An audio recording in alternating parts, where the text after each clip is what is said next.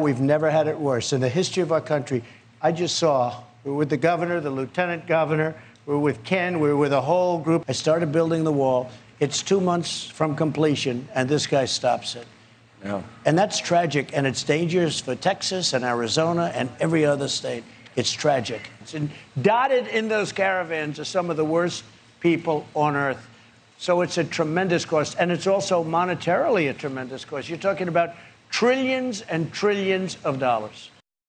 Mr. Trump with Sean Hannity last night. And our next guest was also at the border with Mr. Trump and with Governor Abbott of Texas.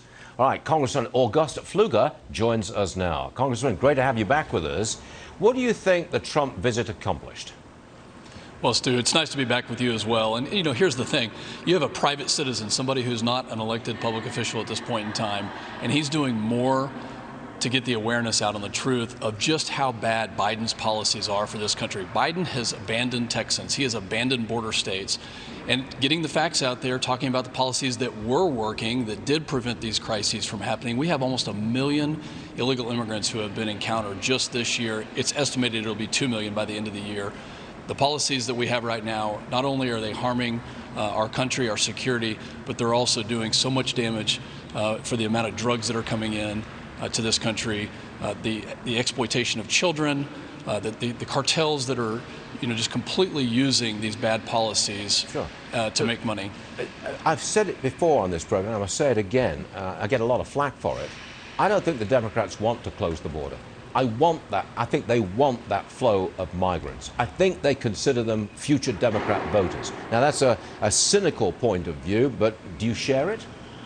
Well, you have to ask, why will they not close the border? So I think that is a valid point to look at. I mean, you know, I actually went out the night before the roundtable and encountered a 6-year-old who had been left in the brush by himself, completely alone with no family around. You know, these cartels are placing these kids there in this kind of super highway approach.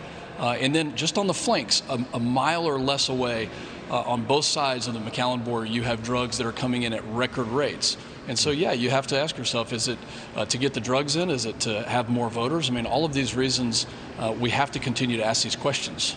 Now, you've introduced a bill that would seal the tunnels used by the cartels, the criminals, that go under the border.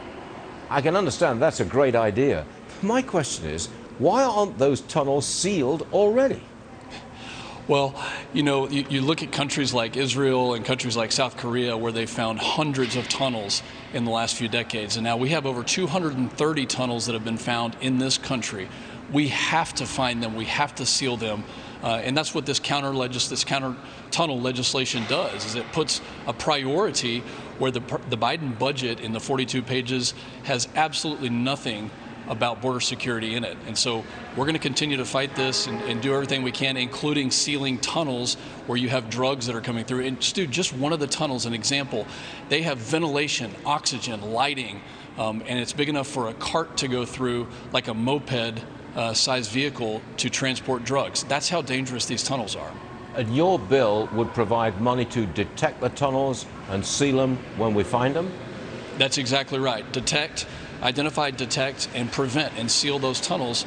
And it's another example, you know, on day one of President Biden's administration, they halted construction on the border wall.